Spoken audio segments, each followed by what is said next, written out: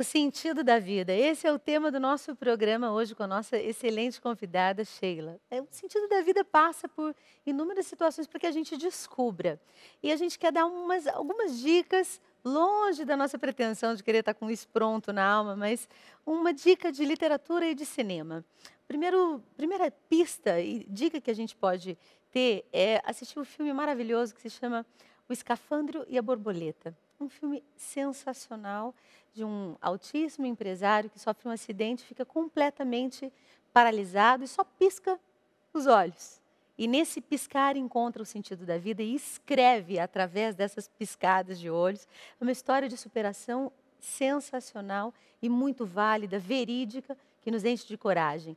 E uma outra dica que a gente queria dar, um filme excepcional, Escafandra Borboleta, tem no cinema e na literatura. Agora, sobre homens e deuses, é a história de monges trapistas que sabem que vão morrer por uma escolha que fazem, mas não deixam de viver essa escolha porque acreditam no sentido dessa escolha. É uma história verídica, sensacional, de martírio atual, hoje, na nossa sociedade.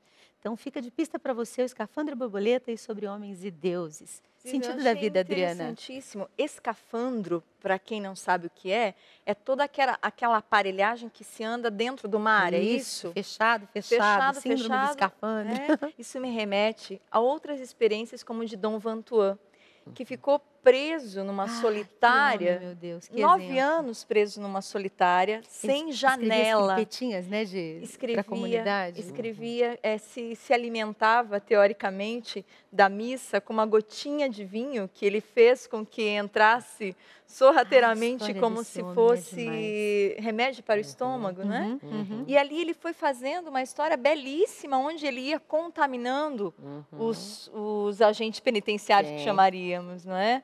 E era tão interessante porque a atitude dele era simplesmente de respeito àquela pessoa. Ou seja, era uma atitude de amor, com certeza baseada em seus princípios evangélicos, Sim. mas era um respeito à pessoa que vinha servir o Sim. pão e ele muito obrigado. E com essas pequenas atitudes, então, como é fácil a gente fazer com que a nossa vida tenha um sentido. Ele foi mudando pessoas ali dentro. Então, ele também estava preso, porém livre, que é isso, Sheila, que você comentou no primeiro bloco. Ele estava preso numa solitária, porém aquela dimensão permanecia livre. E aí entra aquele princípio que nós estávamos falando anteriormente, que é a questão da liberdade. E, duas coisas que você coloca aí. Você viu como, num instantinho, nós trouxemos vários exemplos e várias coisas de pessoas que, apesar das adversidades, elas encontraram sentido. Então, veja como é possível isso. Porque aí o Frankl, ele diz, e a gente, enquanto logoterapeuta, acredita para trabalhar em função com as pessoas, que a vida humana tem sentido sob qualquer circunstância. Então, você pode encontrar o sentido sob qualquer circunstância da vida. Existe uma história belíssima, real, né? Na verdade, de Chiara Lucci. Sim, Chiara. Essa história é maravilhosa. O Frankl a porque- conheceu. Não sabia Ficaram disso. juntos, que ela era do movimento Focolares, né? Não, mas Também- talvez, sim, talvez a gente está confundindo A Chiara Chiara? Lubick, que é a A Lubick, fundadora tá. do movimento. Que também era, Porque eu acho que Vitor Muito Franco já parecido. tinha falecido. Uma jovenzinha. É uma jovem que tá. faz É outra. doente. que faleceu com 18 anos, né? E ela fazia parte, sim, do movimento do Focolare, Também. enquanto jovem do movimento. Por isso Olha que há essa interessante. confusão. E o nome É o parecido. mesmo. É É parecido. Então, é interessantíssimo, porque ela também perde o movimento das pernas. Ela fala no momento para a mãe, eu perdi as pernas, mas Deus me deu asas. E ela dá um sentido para a dor dela que é admirável. Porque ela entende aquilo como, de alguma forma, é um abraçar a cruz, não no sentido de ficar agarrado, sofrendo na cruz, Sim. ai meu Deus do céu, que coisa mais Mas de sofredora, superação. mas de superação, porque ela vê que atrás da cruz está o que ela entenderia como ressuscitar. Então tem um sentido abraçar a cruz, inclusive, Ziza, não sei se você sabe, mas ela renunciou à morfina num determinado momento, querendo com que cada dor dela pudesse oferecer algo na humanidade. Sim. Então ela dava um sentido também para a dor. Sheila, nessa experiência de busca do sentido da vida, existe um tripé na logoterapia. Sim. 3 segredinhos, ou 3 descobertas em níveis diferentes. Explica pra gente isso. Foi ótimo você trazer isso, porque na realidade, nessa dimensão espiritual, nessa dimensão noética, que nós falamos que tem a estética, a ética, né, a moral, também tem os valores. Sim. Então, quando a gente pergunta como nós vamos resgatar o sentido de vida das pessoas, porque é importante você também voltar isso, porque o Frankl diz que o grande sintoma do homem contemporâneo é o vazio existencial. Por isso que a logoterapia se coloca como uma terapia desse século agora, do século XXI. O Frankl morreu em 97. Você pode ver como é que as coisas ainda estão novas, né? Mas o grande sintoma é o vazio existencial, a falta de sentido.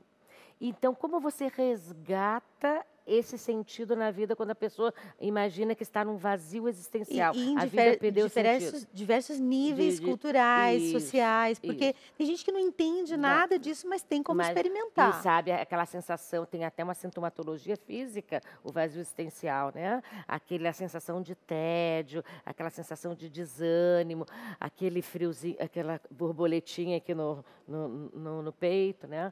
Então, vem os valores. Então, todos nós temos uma hierarquia de valores. Tem aquele valor que é o mais importante, depois vão ali, né?